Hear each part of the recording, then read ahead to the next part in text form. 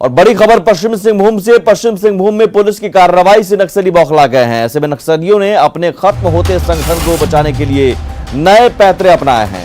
नक्सलियों ने सारंडा के इलाके के सभी ग्राम प्रधानों को पत्र लिखकर हर गांव से 10-10 युवक युवतियों की मांग की है, जिन्हें दस्ते में शामिल कराया जाएगा। नक्सलियों ने ग्राम प्रधानों को धमकी दी है कि जिन गांव से युवक युवती नक्सली दस्ते में शामिल नहीं होंगे, उस गांव को गंभीर परिणाम भुगतना होगा। नक्सलियों के अब इस कारणा करतूत से ग्रामीणों में दहशत का माहौल है। वहीं चिट्ठी सामने आने के बाद पुलिस ने टोटो थाना में माओवादी के पुलिस ब्यूरो के शीर्ष नेता प्रशांत बोस, मिसिर बेसरा, अनमोल मोजू समेत नक्सलियों के खिलाफ मामला दर्ज किया है।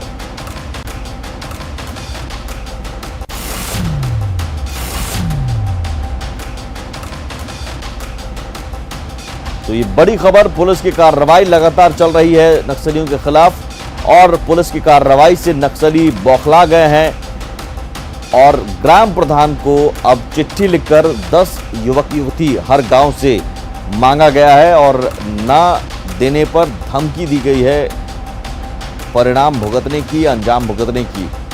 चूंकि लगातार पुलिस कार्रवाई कर रही है जिससे नक्सली बौखलाए हुए हैं। संहिता और जुवेनाइल जस्टिस एक्ट की धारा में दर्ज किया गया है और अनुसंधान प्रारंभ किया गया है।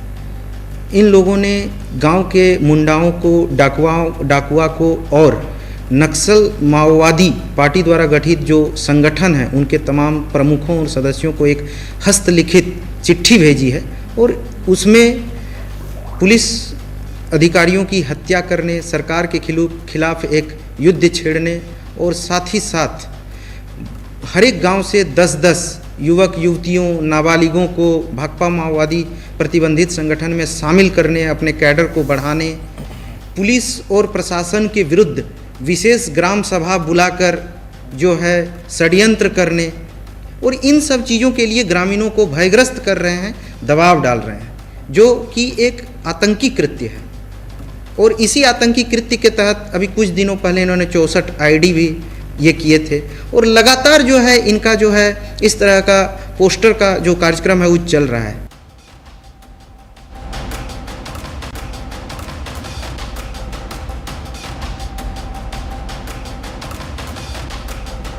और उपेंद्र हमारे साथ जुड़े हुए हैं। उपेंद्र, अब नक्सली इस कदर बौखला गए हैं कि ग्राम प्रधान को धमकी दे रहे हैं, 10 युवक युवती की मांग कर रहे हैं।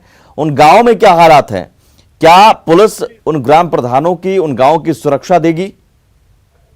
जी बिल्कुल, सीआरपीएफ और जिला पुलिस का यह प्रयास लगातार आज से नहीं बल्कि कई साल से गांव गांव में विकास को लेकर के हो रहा है। पुलिस कम्युनिकेशन बनाया जा रहा है, वहां पर गांव के लोगों में जन संवाद हो रहा है, जनता दरबार लगा और लोगों को तमाम सुविधाएं दी जा रही है, विकास योजनाएं शुरू की जा रही है। इन्हीं सब कारणों से नक्सली जो है माओवादी इस क्षेत्र में बौखला गए हैं। उनमें ये लग गया है कि संगठन जो है यहाँ काफी कमजोर हो गया है, एक तरफ ऑपरेशन, दूसरी तरफ विकास।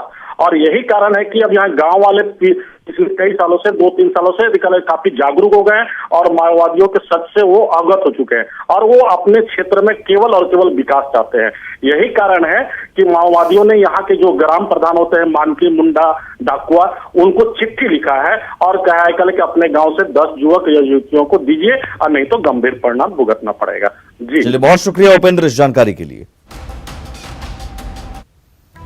धनबाद में बिलगड़िया टाउनशिप में धर्मांतरण का मुद्दा गर्माता जा रहा है। धर्मांतरण के खिलाफ प्रदर्शन करने पर सिंदरी के बीजेपी विधायक समेत 100 से ज्यादा अज्ञात लोगों पर प्राथमिकी दर्ज की गई है, जिसके बाद अब बिलगड़िया में धारा 144 लगा दी गई है। वहीं बीजेपी ने प्रशासन पर एक तरफा कार्रवाई करने का आरोप लगा रहे हैं। इसे लेकर बीजेपी सरकार और प्रशासन को घेरने की रणनीति बना रही है। दरअसल बिलगड़िया टाउनशिप में रहने वाला एक परिवार ने तमिलनाडु की मिशनरी संस्था से जुड़े एक शख्स को घर बनाने के लिए अपनी जमीन दी थी, लेकिन उस जमीन पर चर्च बना दिया गया। वहीं बिलगड़िया टाउनशिप में कुछ लोगों का धर्म परिवर्तन कराने का भी आरोप है। इसी के खिलाफ बीजेपी विधायक समेत कई लोगों ने प्रदर्शन किया था, जिसके बाद बीजेपी विधायक पर एफआईआर दर्ज की गई है।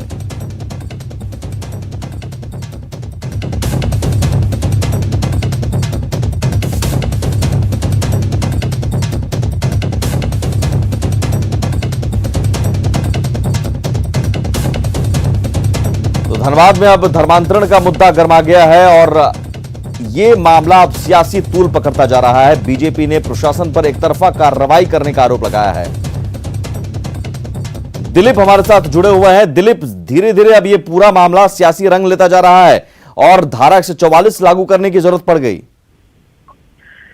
देखिए, बिल्कुल इस पूरे मामले में जो जिला प्रशासन की कार्यशैली रही है उसको लेकर के बीजेपी नेता सवाल उठा रहे हैं। हालांकि प्रदर्शन किए थे उन्होंने धर्मांतरण के विरोध में, धारा 144 सुरक्षा के लिहाज से लगाया गया, लेकिन जो सिमरी के विधायक इंद्रजीत महतो है उन पे मामला दर्ज किया गया है, उनके साथ कई अन्य मामले दर्ज किया गया। इसको लेकर के बीजेपी जो नेता है वो तमाम जिला प्रशासन और राज्य सरकार के कार्यशैली को सवाल खड़ा कर रहे हैं और सवाल यह भी उठा रहे हैं कि जिस जमीन पे चर्च का निर्माण हुआ है उस शख्स ने 16 जून को बलियापुर थाने में लिखित शिकायत की थी कि उसने जमीन मकान बनाने के लिए दी थी, लेकिन वो चर्च का निर्माण कर रहा था। ये जो 16 जून के बाद जो इतना दिन प्रशासन की चुप्पी रही, क्यों चुप्पी रही, इस सवाल का जवाब भी बीजेपी के नेता मांग रहे हैं। अगर प्रशासन कार्रवाई करती तो उन्हें प्रदर्शन नहीं करना पड़ता, उन्हें इस विवाद में नहीं पड़ना पड़ता। और जो 8 लोग धर्मांतरण किए हैं, जो वहीं पे दलित समुदाय के लोग हैं, इनके खिलाफ भी प्रशासन से जांच की मांग कर रहे हैं, किन परिस्थितियों में ये धर्मांतरण किए हैं। तो तमाम बातों को लेकर के आज जो बीजेपी के नेता है वो 3 बजे प्रेस कॉन्फ्रेंस करेंगे और सरकार की नीतियों को लेकर के और जिला प्रशासन की कार्यशैली को लेकर के सड़क पर उतर कर प्रदर्शन करेंगे। जी, जिला प्रशासन की चुप्पी को लेकर उनके पास सवाल जवाब क्या है? आखिर वो चुप्पी क्यों रही, अब तक क्यों चुप्पी रही? क्योंकि बीजेपी नेताओं पर तो कार्रवाई हुई, लेकिन धर्मांतरण के मुद्दे पर मौन क्यों साधे हुए हैं अधिकारी? देखिए, इस पूरे मामले पे जो भी जिले के आला अफसर है उनकी तरफ से अभी तक कोई आधिकारिक बयान नहीं दिया गया है। जो अनुमंडल पदाधिकारी है उनसे भी इस बाबत सवाल पूछा गया था, लेकिन वो ज्यादा इस मामले पे खुलकर नहीं बोले। लेकिन यही सवाल बीजेपी नेताओं को भी खटक रहा है कि जब 16 जून को जमीन के मालिक ने लिखित शिकायत थाने में आवेदन देकर किया था कि उनकी जमीन पे चर्च का निर्माण किया जा रहा है, तो फिर जिला प्रशासन और पुलिस ने किन परिस्थितियों में, किनके दबाव में निर्माण कार्य पर रोक नहीं लगाया। और जब निर्माण कार्य पर रोक नहीं लगाया और इसकी जानकारी विश्व हिंदी परिषद के नेताओं को मिली, बीजेपी के नेताओं को मिली, तो वो वहां पे पहुंचे इसका विरोध करने के लिए। विरोध स्वरूप बीजेपी के नेताओं पे एफआईआर दर्ज हुआ है, मामला दर्ज हुआ है, लेकिन जिला प्रशासन उन लोगों पे कोई कार्रवाई नहीं कर रही है जो धर्मांतरण को लेकर के यहाँ पे जुटे थे, जिन्होंने चर्च निर्माण कराया। तो ये सवाल बीजेपी नेताओं को खटक रही है और इसी सवाल का जवाब वो सरकार से मांगने को लेकर के रणनीति बनाने पे विचार कर रही है और सरकार को घेरने को लेकर के सड़क पर उतरने का मन बना रही है। जी, चलिए, बहुत शुक्रिया दिलीप इस जानकारी के लिए। वहीं इस पूरे मसले को लेकर बीजेपी ने सरकार पर निशाना साधा है, जबकि जेएमएम ने पलटवार करते हुए कहा कि बीजेपी उन्माद फैलाने का काम कर रही है।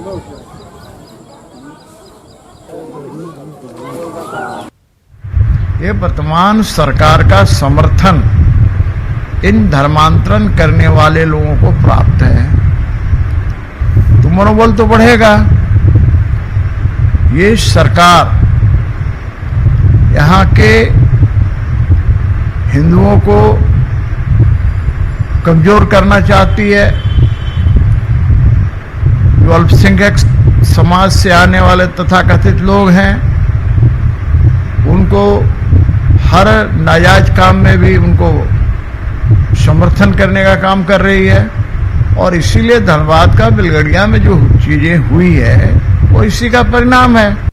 ये लोग के पास कोई एजेंडा नहीं है। धार्मिक उन्माद फैलाओ, धार्मिक विभेद करो और अपना राजनीतिक रोटी सेको। बिलगड़िया में जो घटना हुई सभी पुलिस प्रशासन के संज्ञान में है और उस पर कानून अपना काम करेगा, लेकिन किसी को निशाना बनाना राजनीतिक स्वार्थ के लिए यह बिल्कुल गलत है। साहिबगंज में सिद्धू कान्हू के वंशज रामेश्वर मुर्मू की बीजेपी ने सीबीआई जांच की मांग की है। बाबूलाल मरांडी ने कहा कि यह मांग सिर्फ उनकी पार्टी की नहीं बल्कि रामेश्वर मुर्मू के घर वालों की भी है। आदिवासी समाज के उत्थान के मुद्दे पर बीजेपी के अनुसूचित जनजाति मोर्चा के जनसंवाद रैली को संबोधित करने के बाद बाबूलाल मरांडी ने कहा कि रामेश्वर मुर्मू के घर वालों को स्थानीय पुलिस पर भरोसा नहीं है। वर्चुअल रैली को बाबूलाल मरांडी के अलावा केंद्रीय मंत्री अर्जुन मुंडा, फग्गन सिंह कुलस्ते समेत कई नेताओं ने संबोधित किया।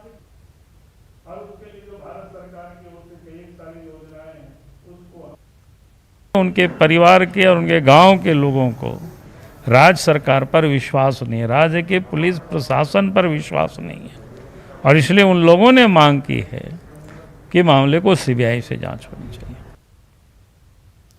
दुमका के बासुकीनाथ धाम में श्रावणी मेले पर संशय बना हुआ है। कृषि मंत्री बादल पत्रलेख ने कहा कि श्रावणी मेला लोगों की आस्था से जुड़ा है, ऐसे में सरकार सभी बिंदुओं पर विचार कर रही है, लेकिन अंतिम फैसला श्राइन बोर्ड की बैठक में लिया जाएगा।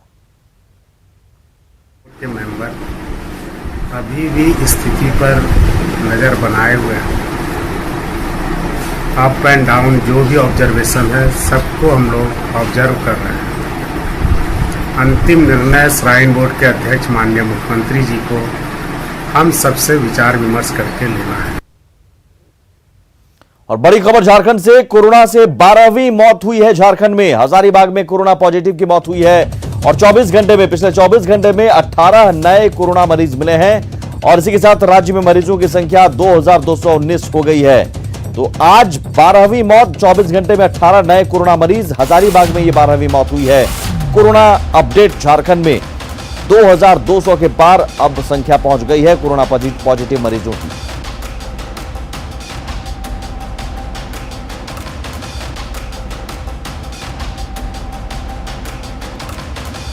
बाग में इलाज के दौरान एक कोरोना पॉजिटिव की मौत हो गई और इस तरह से सूबे में कोरोना से मरने वालों की संख्या बढ़कर 12 हो गई है। अगर बात करें कोरोना पॉजिटिव मरीजों की तो कल 18 नए केस मिलने के साथ ही सूबे में 2219 कोरोना के पॉजिटिव मरीज मिले हैं, जिनमें से 632 पॉजिटिव केस हैं जो एक्टिव हैं, यानी कि ऐसे एक्टिव मरीज जो अभी रिम्स में भर्ती हैं या फिर सूबे के अलग अलग कोविड सेंटर अस्पतालों में भर्ती हैं। ठीक होने वाली मरीजों की संख्या 1575 है, यानी बड़ी संख्या में जो कोरोना पॉजिटिव हैं वो ठीक हो रहे हैं और ठीक होकर अपने अपने घर जा रहे हैं। एक और अच्छी बात यह है कि सूबे में 95% ऐसे मरीज हैं जिनमें कोरोना के कोई सिम्टम्स नहीं हैं, यानी वो जल्दी ठीक हो रहे हैं। प्रवासियों की बात करें तो राज्य में 1841 की संख्या प्रवासियों की है, यानी कुल जो कोविड पॉजिटिव्स की जो संख्या है उसमें 85% की जो संख्या है, बड़ी संख्या है, वो प्रवासियों की है। वैसे प्रवासी जो दूसरे राज्यों से झारखंड लौटे और कोरोना पॉजिटिव पाए गए हैं। कैमरामैन अमित के साथ उपेंद्र, न्यूज़ 18 रांची। कोरोना के खिलाफ जंग में दो ही हथियार कारगर हैं, पहला मास्क और दूसरा सोशल डिस्टेंसिंग। लेकिन रांची वासी अभी भी इसे नजरअंदाज कर रहे हैं। हालांकि कई ऐसे लोग हैं जो इसका पालन भी कर रहे हैं, लेकिन ऐसे लोगों की संख्या कम ही है। मास्क और सोशल डिस्टेंसिंग को लेकर क्या है राजधानी वासी का नजरिया, बता रहे हैं संवाददाता ओम प्रकाश। कोरोना के मामले भले बढ़ गए हों, लेकिन लोगों में जागरूकता का अभाव में कमी आई है। राजधानी रांची में कई लोग ऐसे भी हैं जो मास्क का निर्वहन नहीं कर रहे हैं। लगातार निर्देशों के बावजूद सड़कों में वैसे लोग दिख जाते हैं जो मास्क बगैर लगाए घूम रहे हों या फिर इधर उधर जा रहे हों। कोरोना संक्रमण को लेकर मास्क लगाना कितना अहम है? मैं समझता हूं कि ये बहुत ही अनिवार्य है, सिर्फ अपने ही लिए नहीं, इस समाज को इस भयंकर बीमारी से बचाने के लिए मैं समझता हूं कि यह पहला कदम ऐसा है जिसको हर नागरिक को स्वयं करना चाहिए। अब कोई करे न करे तो उसके ऊपर निर्भर करता है, लेकिन सुरक्षा के दृष्टि से यह पहला कदम है जिसको मनुष्य को भारतीय नागरिक के नाते करना चाहिए। तो आप क्या कहना चाहिएगा मास्क को लेकर कितना? ये सबसे ज़्यादा ज़रूरी है कि इससे खुद का सुरक्षा तो हो ही रही है, साथ ही साथ ये पूरा दुनिया की भी सुरक्षा कर रही है। इससे खुद का बचाव हो ही रहा और आने वाला जो आपका बच्चा, छोटा छोटा बच्चा है, उनका भी फ्यूचर को एक तरह से सिक्योर हो रहा है, क्योंकि ये बहुत ही भयानक और जानलेवा बीमारी हो चुका है आज के डेट में। बीमारी जो है वो खतरनाक है, जिसे देखते हुए ये तमाम दिशा निर्देश केंद्र सरकार या स्वास्थ्य महकमे के द्वारा जारी की गई है। राजधानी रांची में भी इसे लेकर लोगों में जागरूकता तो आई है, लेकिन कई लोग ऐसे हैं जो मास्क का इस्तेमाल नहीं कर रहे हैं, जो बताता है कि लोगों में इसे लेकर अब भी जागरूकता का अभाव है। अब देखना होगा कि इसे लेकर लोगों में जागरूकता कब तक आती है और लोग इसका पालन कितने कर पाते हैं। कैमरामैन राजीव के साथ ओम प्रकाश, न्यूज़ 18 रांची। वैश्विक महामारी के बीच स्वास्थ्य व्यवस्था को लेकर उठते सवालों के बीच गढ़वा के एक अस्पताल ने मिसाल पेश की है। जिले में बनाए गए कोविड अस्पताल की बेहतर व्यवस्था का ही यह उदाहरण है कि जिले में कोरोना पॉजिटिव कुल 96 मरीजों में से 95 ठीक होकर अपने घर चले गए। बाकी एक मरीज जिनका इलाज चल रहा है उनकी भी रिपोर्ट नेगेटिव आ चुकी है। इस कोविड अस्पताल की खास बात यह है कि यहाँ एलोपैथी के साथ साथ होम्योपैथी और आयुर्वेद से भी मरीजों का इलाज किया जा रहा है। इसमें हम लोग 50 बेड दिए हुए हैं कोविड पेशेंट के ट्रीटमेंट के लिए, और कुछ एक सामान हम लोग के पास जो नहीं था वो सरकार हमें मुहैया करा चुकी है। सो हम लोग we are always ready to fight. Corona Garhwa में 96 मरीज मिला था शुरू से अब तक, जिसमें 95 को ठीक हो चुका है और एक मरीज अभी भी भर्ती है, लेकिन वो कल परसों वो भी खत्म हो जाएगा। राज्य में भ्रष्ट अधिकारियों पर नकेल कसने की पूरी तैयारी हो चुकी है। मुख्यमंत्री हेमंत सोरेन के निर्देश पर सरकारी योजनाओं में गड़बड़ी करने वाले तमाम अधिकारियों की लिस्ट तैयार की जा रही है। भ्रष्ट अधिकारियों के खिलाफ किस तरह के एक्शन सरकार लेने जा रही है, बता रहे हैं संवाददाता भुवन किशोर झा। दागी अधिकारियों के खिलाफ राज्य सरकार पूरे एक्शन में है। मुख्यमंत्री हेमंत सोरेन ने कार्मिक सचिव को निर्देश दिया है कि ऐसे तमाम दागी अधिकारियों की लिस्ट बनाई जाए जिन पर विभाग के योजनाओं का क्रियान्वयन में किसी तरह की गड़बड़ी के आरोप हैं। ऐसे में संभावना ये जताई जा रही है कि जैसे ही ये लिस्ट मुख्यमंत्री के पास सौंपी जाएगी तो उसके बाद सरकार के द्वारा इन तमाम ऐसे अधिकारियों पर कार्रवाई की जाएगी जिन पर करप्शन के चार्जेस हैं। कैमरा पर्सन केडी के साथ भुवन किशोर झा, न्यूज 18 रांची। पाकुड़ के लिट्टीपाड़ा में लैंपस में ताला लटका है। सरकार ने लैंपस के जरिए किसानों को बीज बांटने का निर्देश दिया है, लेकिन लिट्टीपाड़ा के कर्माटाड़ पंचायत का लैंपस अब तक नहीं खुला है। चारों ओर झाड़ियां उगाई हैं। जायजा लिया संवाददाता कुंदन ने। हम आपको लिट्टीपाड़ा का एक लैंप्स का नज़ारा दिखाना चाहेंगे कि किस तरह से लैंप्स का जो भवन बना हुआ है उसमें ताला लगा हुआ है और स्थानीय लोगों के मुताबिक यह भवन कभी खुला ही नहीं है। हम उस नज़ारा को दिखाना चाहेंगे कि देखिए किस तरह से जो झाड़ जंगल है वो भवन में अपना बिल्कुल घर बना लिया है। अब इस भवन तक जाने के लिए पहले झाड़ जंगल को साफ करवाना होगा और तभी लोग घुस पाते हैं। भवन में ताला लगा हुआ है और इसके चारों बगल पूरी तरह से झाड़ जंगल उग चुका है। सरकार कह रही है कि लैंप्स के थ्रू जो है वो धान का बीज का वितरण किया जाएगा, किसानों को उसके नज़दीकी लैंप्स केंद्र से धान मिल जाएगा, लेकिन लिट्टीपाड़ा प्रखंड के कर्माटाड़ लैंप्स में जो है वो ताला लगा हुआ है, वो खुला ही नहीं है और अब तक कोई भी ऐसा प्रयास नहीं किया गया है ताकि यहाँ पर ये लैंप्स का जो कार्यालय है वो खुले। ये बिल्कुल बंद है और एक अपने आप में बहुत सारा चीज़ जो है ये बयां कर रही है ये भवन। और ये भवन को लेकर के स्थानीय लोगों ने कई बार प्रशासन से भी गुहार लगाई है कि यहाँ पर खोला जाए, यहाँ धान का बीज वितरण किया जाए, लेकिन अब तक सफलता नहीं मिल पाया है स्थानीय लोगों को। स्थानीय लोग डिमांड कर रहे हैं कि जल्द से जल्द इस भवन को खोला जाए, जो लैंप्स कार्यालय वो चलाया जाए ताकि स्थानीय लोगों को लाभ मिल सके। कुंदन कुमार, न्यूज 18 पाकुड़। और इसी के साथ इस बुलेटिन में इतना ही, लेकिन आगे भी खबरों का सिलसिला लगातार जारी है।